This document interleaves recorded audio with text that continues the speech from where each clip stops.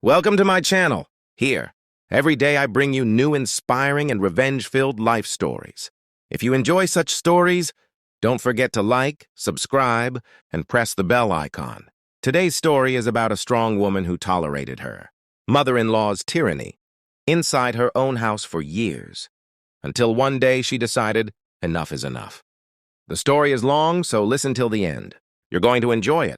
My name is Sophia. I'm 45 years old, a successful interior designer. My husband Mark is a software engineer, and we've been married for 12 years.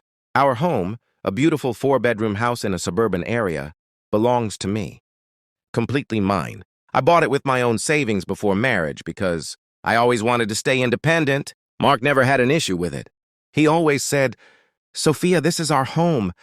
But the real problem was his mother, Mrs. Eleanor Thompson, my mother-in-law. She was a widow. Her husband passed away 10 years ago. Initially, she lived in a small apartment, but 8 years ago she said, "Son, I'm alone. I feel scared. Let me stay with you temporarily." Temporary? It's been 8 years. We agreed because family, right? But from day one, she took over the house. First, small things. In the kitchen. "Daughter-in-law, this spice is wrong. In our time, food wasn't cooked like this." I smiled and ignored it. Then comments about my clothes. "Girls these days wear such short clothes." Comments about my weight. My career. "You work so much. Who will take care of the house? Mark doesn't even get hot food." Mark tried to defend me, but in front of his mother, he went silent. The worst part? She started acting like the owner of the house. When guests came, she hosted, and I stood in the corner.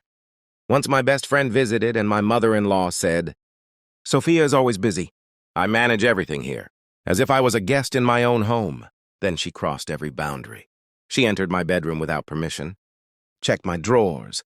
One day I caught her inside my jewelry box. "I was just cleaning," she said. Cleaning?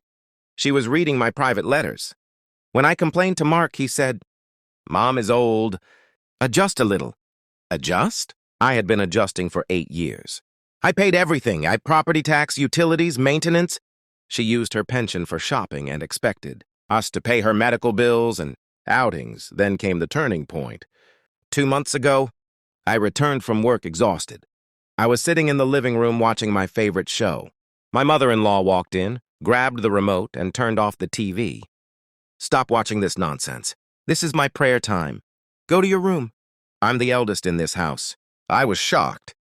I said calmly, "This house belongs to me." She laughed. "This is my son Mark's house, and he is my son. You're just a daughter-in-law." Mark was in the kitchen. He heard everything and said nothing.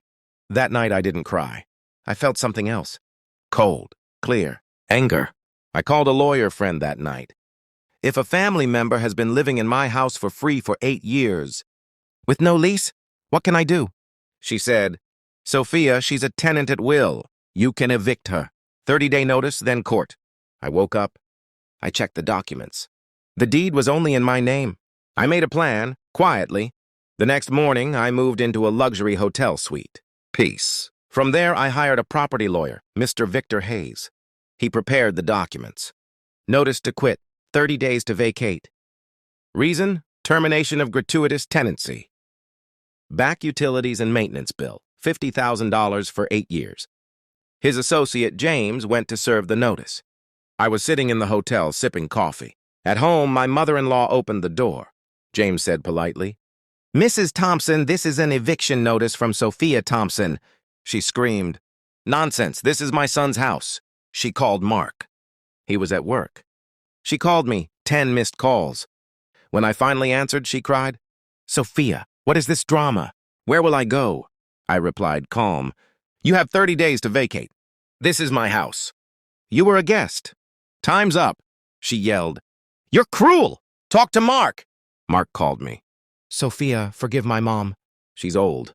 I said, "Mark, I've adjusted for 8 years. Now it's your turn. Either live with your mother or with me." I suspended the utilities in my name. Internet? Cable, her favorite news channel. Extra services. I blocked her supplementary credit card. That evening, she went grocery shopping. Her card was declined. Humiliated. At home, she fought with Mark. No internet. No cereals. The next day, I went shopping. Bought a new wardrobe. Sharp professional suits. No more hiding. She met me in the hotel lobby, crying. Daughter-in-law, forgive me. I was wrong. I sat calmly, drinking coffee. This isn't revenge.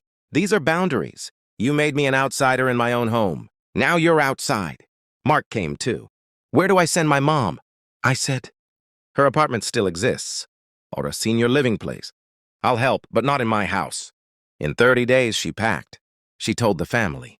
Everyone called me the villain. I stayed silent. Documents were ironclad. On the last day, the moving truck arrived. She held my hand. I made a mistake. I smiled. You're free now. Live your life. She moved to a senior apartment. A good place. I even helped with the rent initially because humanity. Mark was angry at first. But once she left, he realized how peaceful life was. Now the house is truly ours. I watch whatever I want.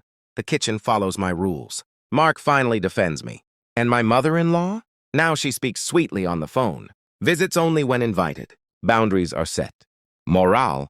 Never forget your rights. Documents matter. And silence is the most powerful weapon. End of story. How did you like it?